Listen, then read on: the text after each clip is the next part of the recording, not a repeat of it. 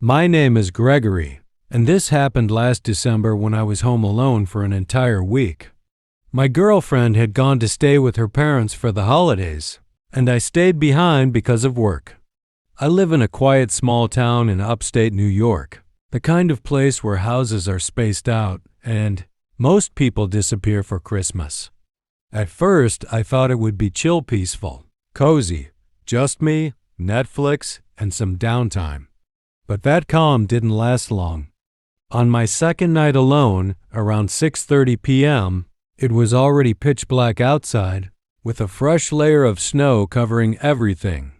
I was in the kitchen making a basic dinner, nothing fancy, just trying to feel normal, with the TV on for background noise so the house didn't feel so empty. That's when I heard it, singing. At first, I thought it was part of the TV, but when I muted it, my stomach dropped. The sound was coming from outside. Someone was singing Jingle Bells. I walked toward the front door, and the closer I got, the louder it became. When I opened the door, there was a man standing on my porch under the porch light. He looked about mid-30s, wearing a thin coat like he wasn't dressed for the cold at all. He had no hat, no gloves, and he was staring straight down at my welcome mat, singing off-key like he was on autopilot. He didn't even react to me opening the door. I forced an awkward smile, thinking maybe he was just some random caroller, even though who the hell goes caroling solo? When he finished the song, I expected him to leave, but instead he took a breath and started singing it all over again. Same slow, creepy tone, this time looking straight at me. It felt wrong. I stood there for a bit, trying to be polite, but after a few minutes I told him thanks and shut the door. The singing didn't stop. It kept going through the door like nothing changed. I tried to ignore it, but it went on for what felt like forever. When it finally stopped, the silence felt even worse. I checked the window and saw him standing at the end of my driveway, just staring at my house like he was waiting for something. I cracked the door and told him he needed to leave, that it was private property, and if he didn't go, I'd call the cops. He didn't move.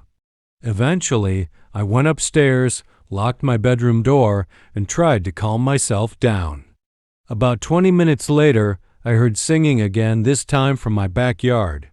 When I checked out the window again, he was gone, and I thought maybe that was it.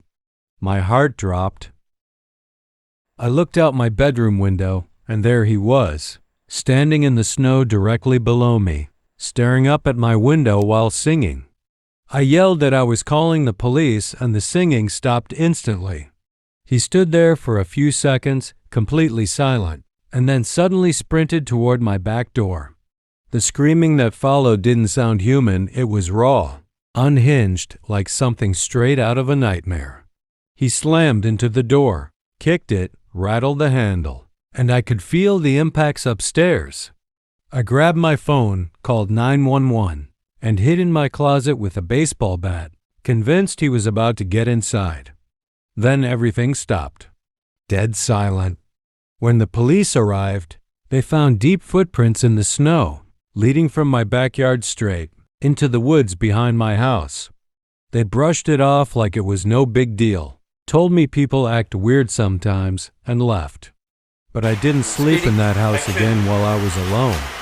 To this day, every time I hear Christmas music outside at night, my chest tightens because I know how fast something harmless can turn into pure terror. I was 6 years old when this happened, which is honestly what makes it so terrifying to think about now. It was around Christmas time, and my family had taken me to an NBA game.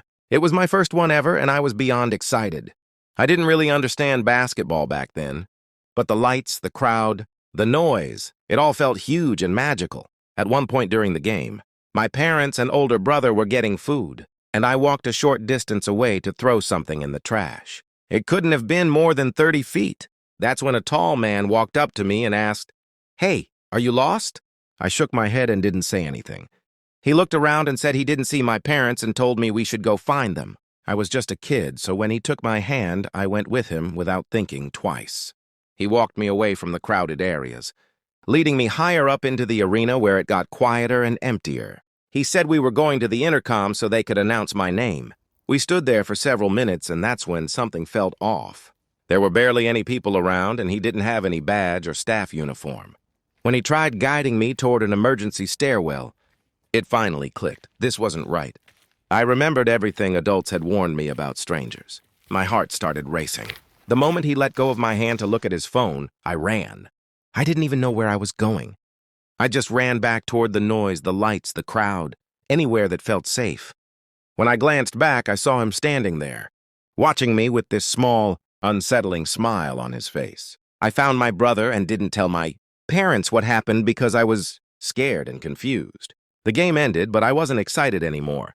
On the drive home, I stayed quiet. Then suddenly, a truck pulled up behind us, honking aggressively. When I looked back, my stomach dropped. It was him. He was driving, and there were other men in the truck. But I couldn't see their faces clearly, just dark silhouettes. My parents yelled at them when they pulled alongside us, but the men just stared before eventually driving off. That night, I went to bed exhausted, but I woke up later with chills. A light was flashing against my bedroom wall. When I looked out the window, I saw him standing outside, shining a flashlight directly into my room. I screamed and ran to my parents, but when they checked outside, they found nothing. They told me it was probably just a car passing by, but I knew what I saw. A few nights later, on New Year's Eve, there was a knock at the door while we were waiting for midnight. I heard his voice and knew instantly it was the same man. I told my parents everything, but they didn't believe me.